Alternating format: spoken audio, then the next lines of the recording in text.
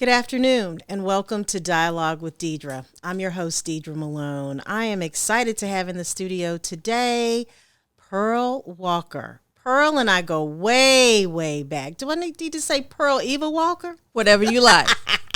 Pearl and I go way, way back. Pearl is an entrepreneur. She is a community activist and a true public servant.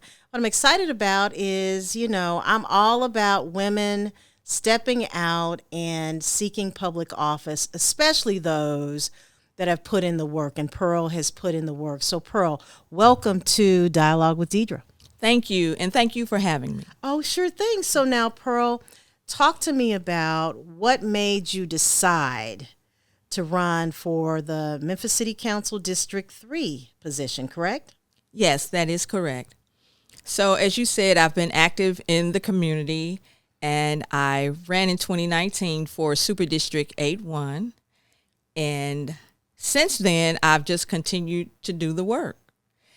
And people were asking me as we got closer, I think a lot of people thought the council races were last year. You know how we unfortunately get those things mixed up. And they were saying, you're running for council this year. And I was like, well, that's next year. And I knew it was time for me to go on and decide. So between people asking me and me also kind of wanting to do it again, I at some point I decided to run again. I wanted to take my community work to the next level and be able to affect policy and impact my community to a broader scale.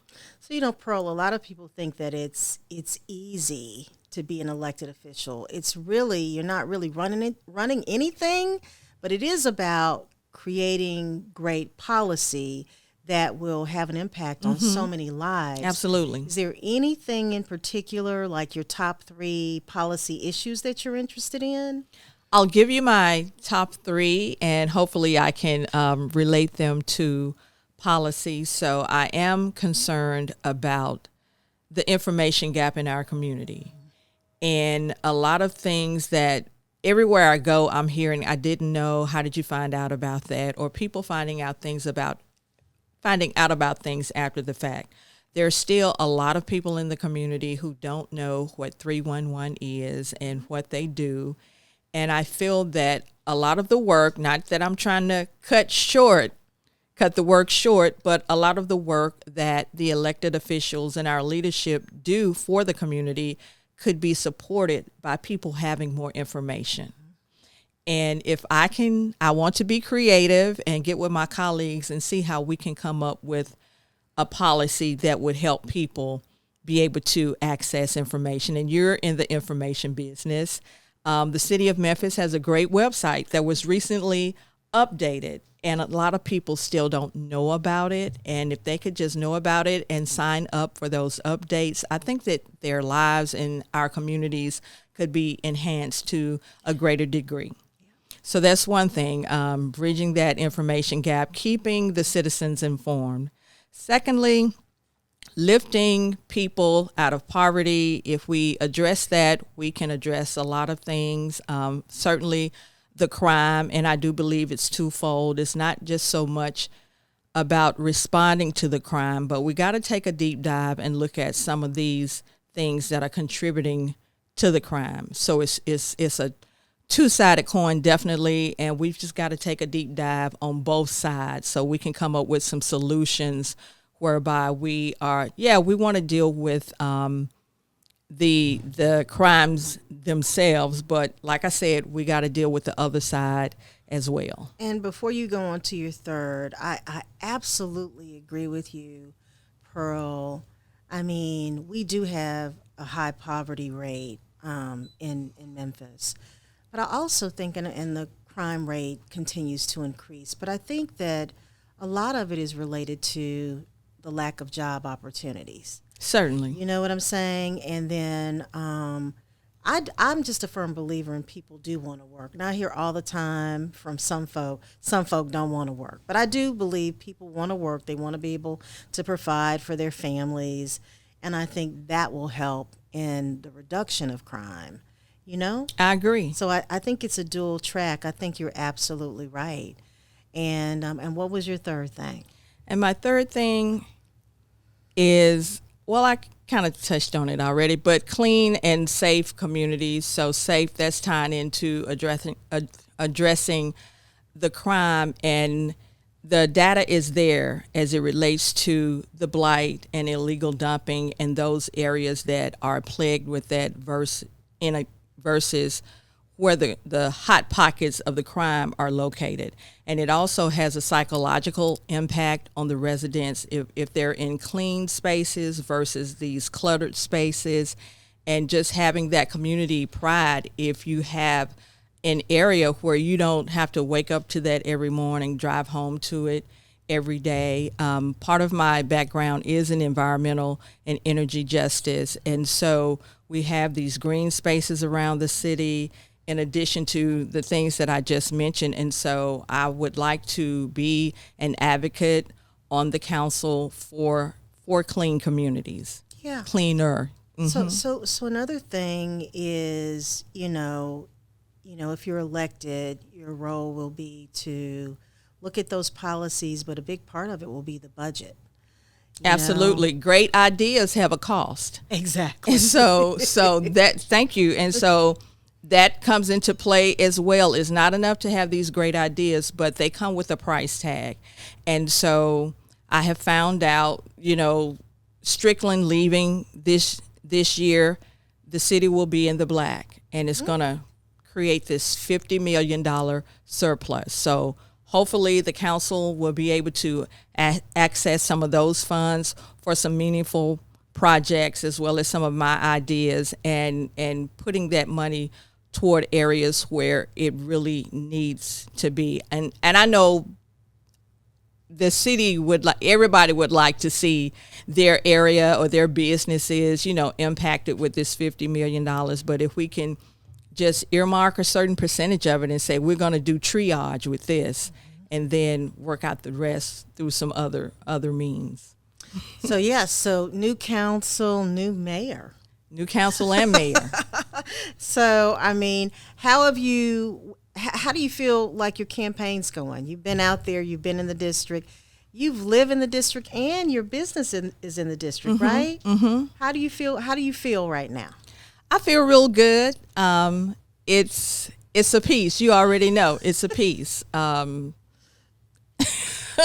Yes, I do. I was going to go there, but it's a piece. I'm enjoying it. It's allowing me to still find out more about my community, find out more, get a deeper knowledge base with respect to some things that I already know about, and I'm still discovering things. And it's a piece. Every day you wake up with what I call this perpetual to-do list. You get things off the list at the end of the day, and simultaneously more things are coming on the list. So, but I'm enjoying it. You have to enjoy it, or it will take you over. I'm telling you, you wake up and sometimes you don't know where you are. Mm-hmm. The list is so long, but you just have to keep chugging away and doing it, right? Yes. So I want to talk a little bit about your business background too, Pearl. You have two businesses. One that I know you've had for a long time. You walk in the office and you have clients who you've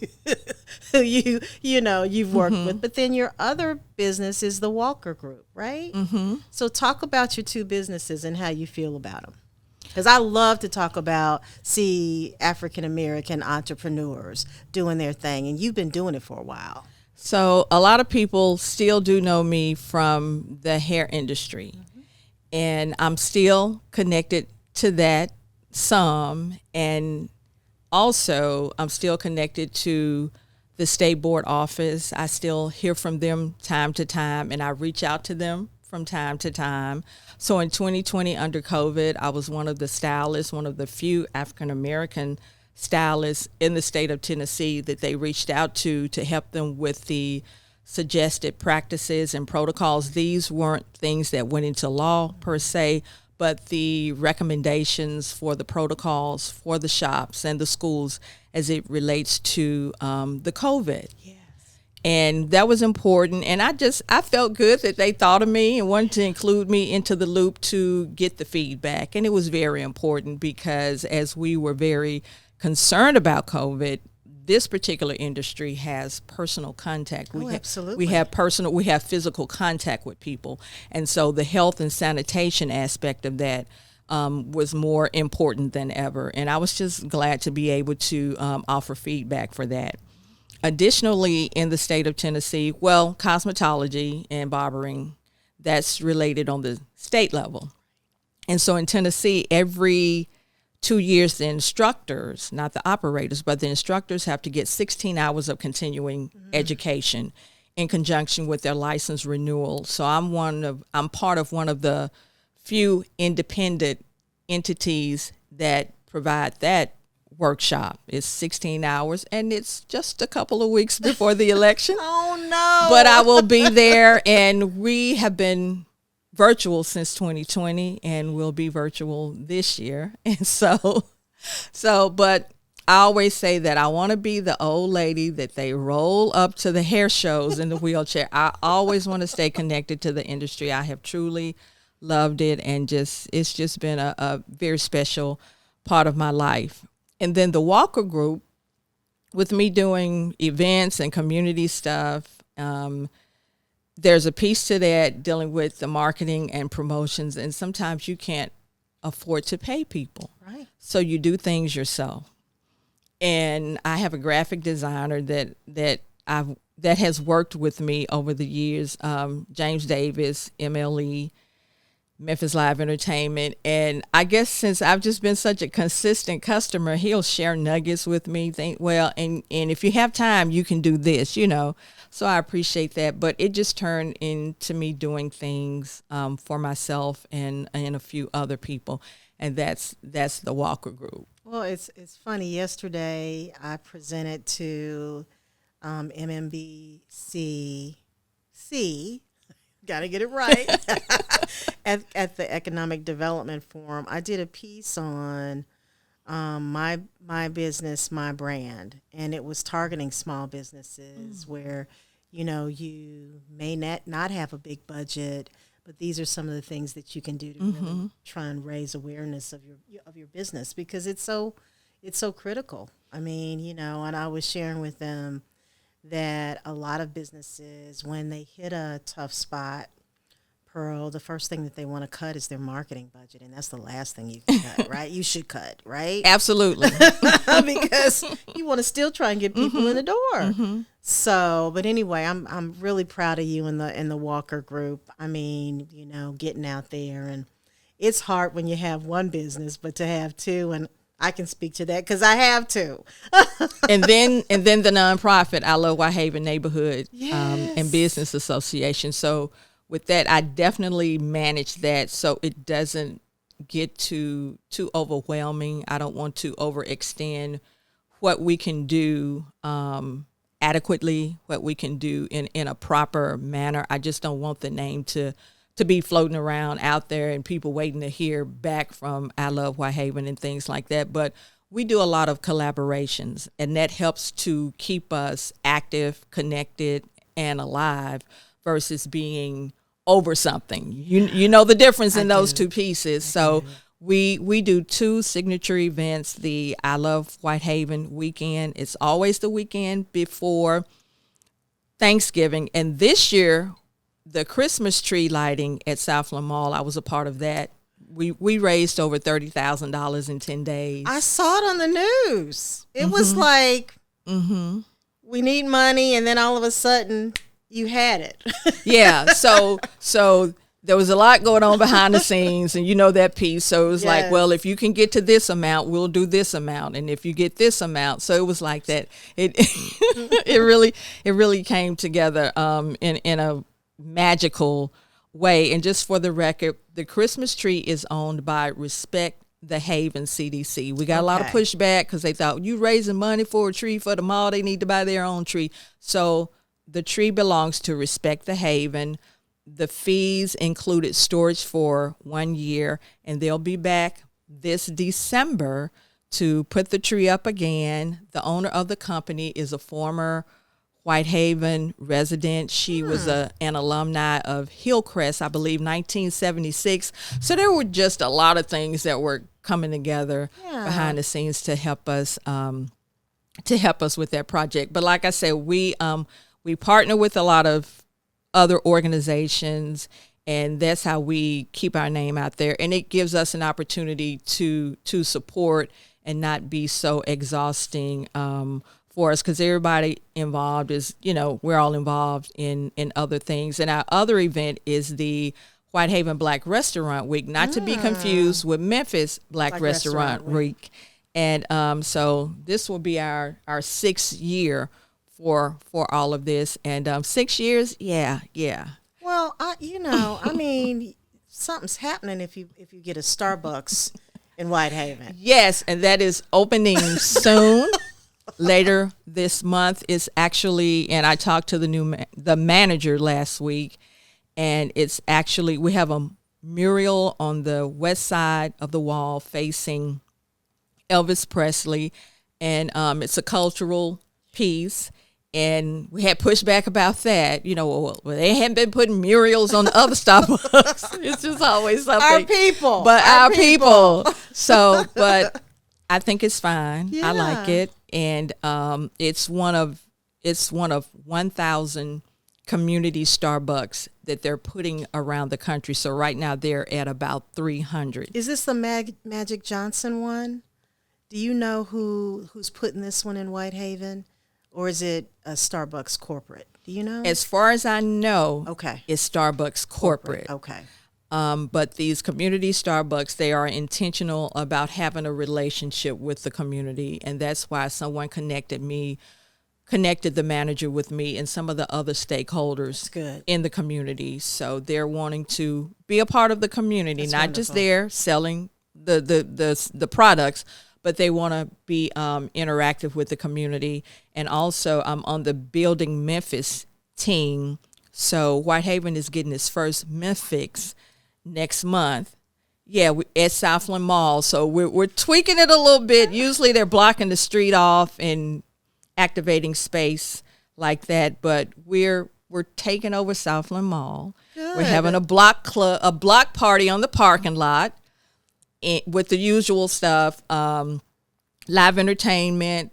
Well, let me go back. So the Memphis Urban League, they're doing a walk run starting at Southland Mall, going down Elvis Presley and coming back that morning, September 23rd.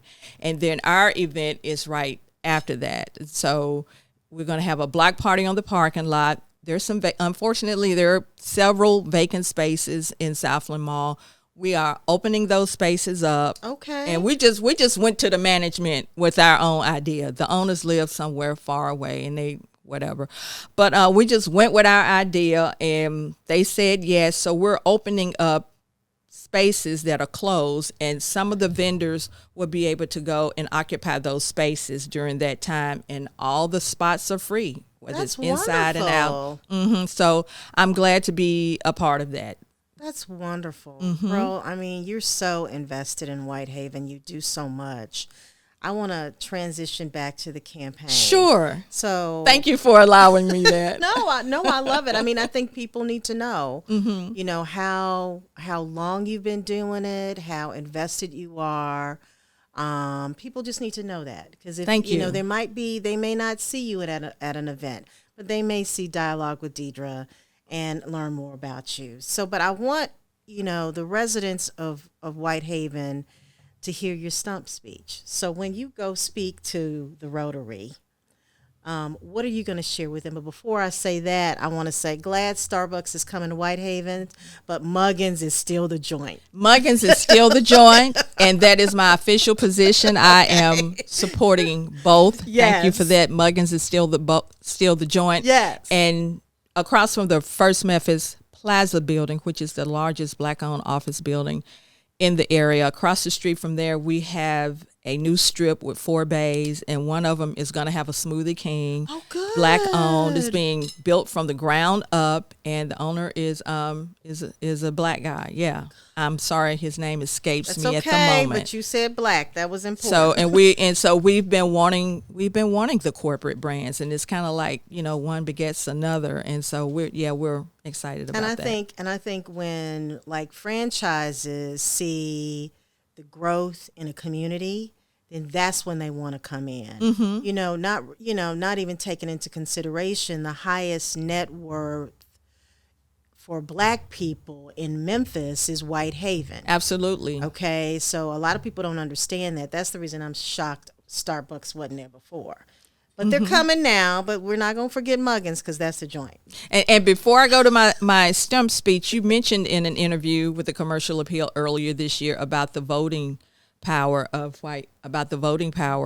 Whitehaven Yes, I as did. it relates to the mayor's race. And I've been telling people about that, and then I took your quote, I took that article, and I definitely shared it. Good. Because we get people elected. You get people elected in Whitehaven, and if you disregard Whitehaven, you losing.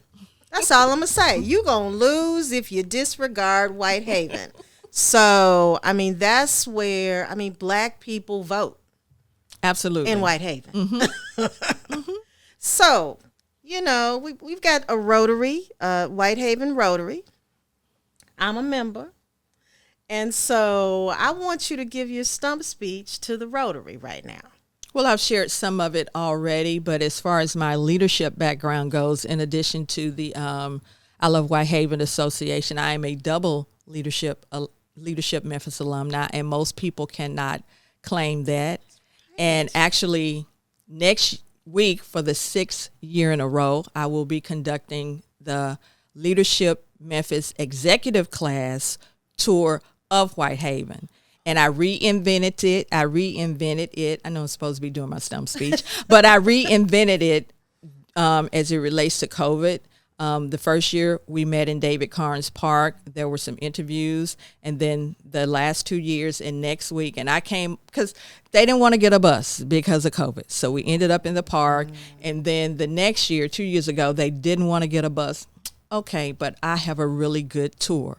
So what we do now is I have a Zoom link, and they follow me around Whitehaven in their cars, and I narrate the tour while I'm on Zoom. Yeah, on my Bluetooth. That's innovative. I Yes. like it. And I'm going to bring that same creativity and innovation to the council. Yes, absolutely.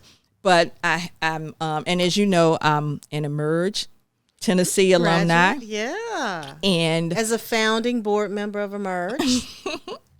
And Leadership Memphis, but I'm deeply rooted into supporting small businesses. That is the mission of the I Love Whitehaven Association. But let me go on record as saying everything that I want for Whitehaven, I want for all of District 3.